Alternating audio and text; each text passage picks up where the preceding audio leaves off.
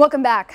Right now, the Casey area blood supply is facing an emergency shortage. 600 donors are needed each day, and unfortunately, because of the pandemic, those numbers have dropped.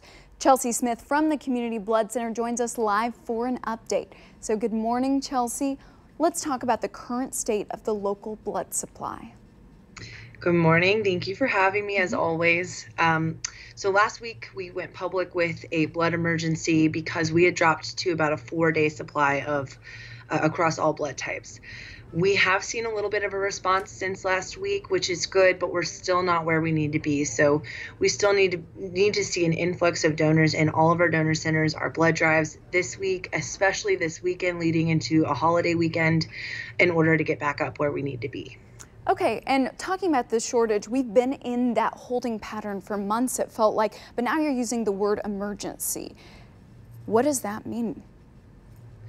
Yeah, so when we say emergency, that basically means that any shortage that we had before has escalated. So since the COVID-19 pandemic began, we have been in a chronic deficit between donations coming in and the blood that we're sending out, which means that we've constantly been under a 7-day supply for over a year now.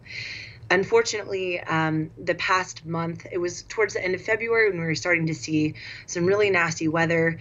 That really hit us, and unfortunately, our blood dropped even more. Our blood supply dropped even more than it had already was. So we're sitting right now at about a 4 or 5 day supply. We need to be at a 7-day supply. So that's our goal. We're trying to get back up there, especially leading into this holiday weekend. Okay, and we know that all those local hospitals need you guys to be at that 7-day supply as well. So we want to ask, are there any specific blood types that you're short on, or does the blood emergency apply to all blood types? So last week we were exceptionally short on O types and B types. Fortunately, we have seen a pretty good response from those donors, and that supply is on the rise. However, it's still not where it needs to be. So always needing extra O's, always needing extra B's. But actually, in general, we need everything right now, whether that's platelets, plasma, red blood cells of any blood type. We need all donors to come in and donate if they can.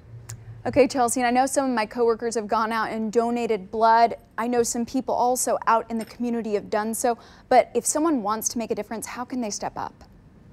Yeah, donation is first and foremost going to be our primary recommendation to you as a member of our community. Blood donation directly impacts patients in our local hospitals, and we have locations all across the metro for you to do that. We've got 7 donor centers, countless blood drives every single month out in our regions. We encourage you to go online to savealifenow.org. You can search for locations using your zip code to find a whole list of locations near you. Also, another way you can help, maybe you can't donate blood, maybe you're ineligible for some reason, you can still host a blood drive. You can donate some space for us, or you can invite donors to donate on your behalf. So we encourage you, whether you're a donor or not, there are ways you can help. Please get involved at savealifenow.org. Well, thank you for raising awareness and telling us how we can help, Chelsea. Yeah, thanks for having me. Just go to savealifenow.org for information on where you can donate. You can also call 816-753-4040. Gina? Thanks, Belinda.